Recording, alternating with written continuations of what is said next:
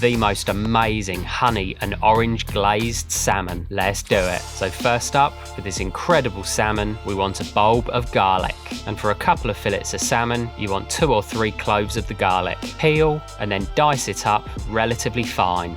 Once your garlic is diced up, pop it into a bowl and stick it to one side while we prepare some herbs. First, we want some chives. Dice them up as fine as you can. Once you've done this, pop the chives to one side and then some parsley. So do the same with the parsley, really nice and fine, and then into a bowl and pop them aside with the chives. So with some of the prep out of the way, you want a couple of frying pans, and in the first of the 2 pans, you want to add a good knob of butter and a few teaspoons of the garlic. Start by sweating off the garlic for a few minutes, and while we do this, you want to take an orange. Cut the orange in half and squeeze out the juice. Next, take another orange, and before we juice it, we want to cut off a nice few thin slices. So once we have some slices of orange, squeeze out the rest of the juice, and then lay the slices into the pan. Turn them a couple of times, then we want some soy sauce. Add a good few splashes of the soy, reduce that down for a moment, then some honey. Add a few tablespoons of the honey, start to caramelize, and then a splash of the orange juice. Add a little splash, reduce it down, add another splash, and we're looking to make a lovely sticky reduced glaze. So keep going until you're happy with the consistency. Give it a good season with some salt and pepper, and then you want to add a good pinch of your parsley. Once the parsley's in, swap over the pans, and in the new pan, you want to add a nice generous amount of olive oil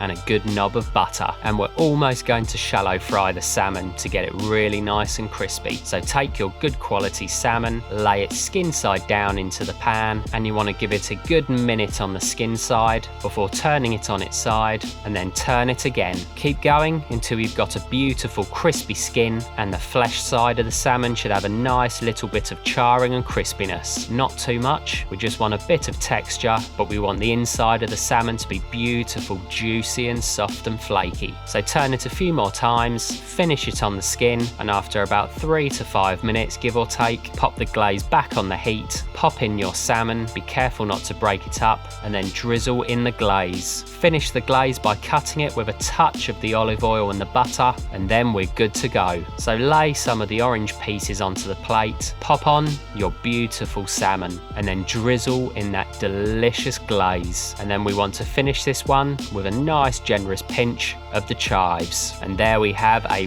wonderful salmon dish, and all that's left to do is to get stuck in. So give this one a try, and I'll see you next time.